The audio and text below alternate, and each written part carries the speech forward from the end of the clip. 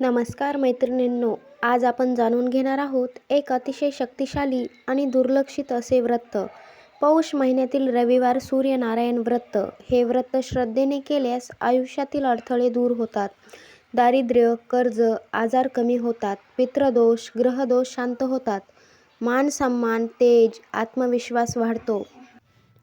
हा व्हिडिओ शेवटपर्यंत पहा, कारण शेवटी एक अत्यंत गुप्त उपाय मी तुम्हाला सांगणार आहे.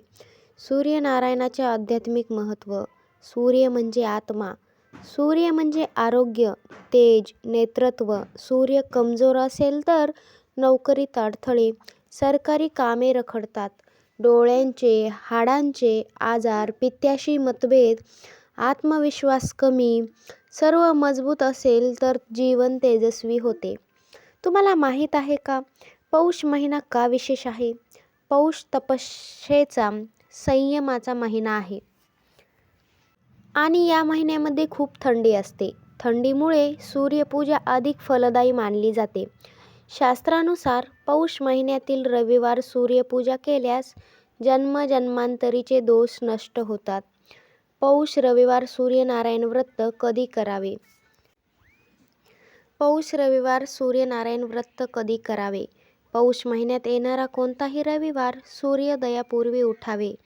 स्नान करून स्वच्छ साधे कपडे, लाल किंवा केशरी वस्त्र अत्यंत शुभ मानले जाते. सूर्यनारायण व्रत संपूर्ण पूजाविधी ऐका. पूजेची तयारी करा. तांब्याचा लोटा घ्या, स्वच्छ पाणी घ्या, लाल फूल घ्या, अक्षदा घ्या, कुंकू, गूळ, तांदूळ, तुपाचा दिवा. सूर्याला अर्घ्य देण्याची पद्धत. लोट्यामध्ये पाणी घ्या, त्यामध्ये लाल फूल टाका, अक्षदा, कुंकू. पूर्व दिशेला उभे राहून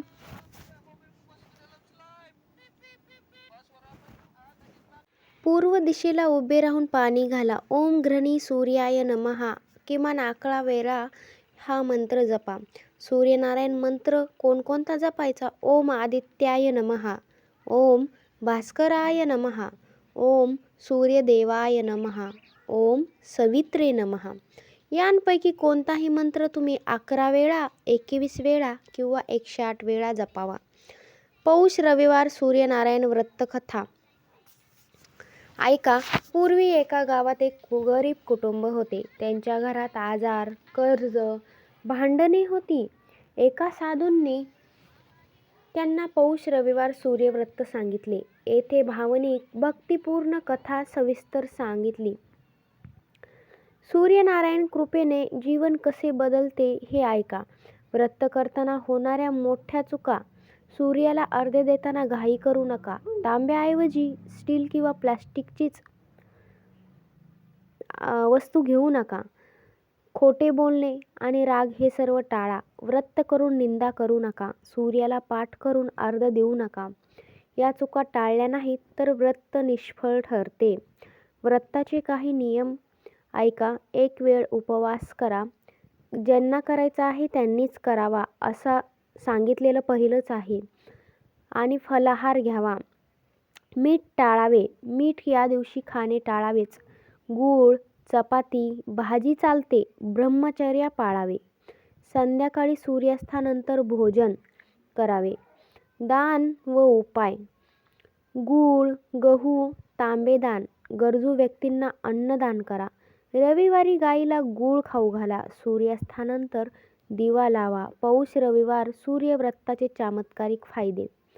दारिद्र्य नाश, डोळ्यांचे व हाडांचे आजार कमी, सरकारी कामे मार्गी लागतात, पितृदोष शांत, घरात सकारात्मक ऊर्जा, आत्मविश्वास आणि तेज वाढते. गुप्त उपाय सांगू का? ऐका. पौष रविवार सकाळी सूर्याला अर्घ्य देताना मनात एकच इच्छा बोला आणि गूळ गरिबाला दान करा. हा उपाय फार कमी लोकांना माहीत आहे. जी तुमच्या मनातली इच्छा आहे ती तुम्ही बोला. जर हा ताईंनो व्हिडिओ आवडला असेल, लाईक करा, शेअर करा आणि कमेंटमध्ये सूर्यनारायण लिहायला विसरू नका. सूर्यदेवाची कृपा तुमच्या परिवारावरती सदैव राहो. धन्यवाद. जय सूर्यनारायण.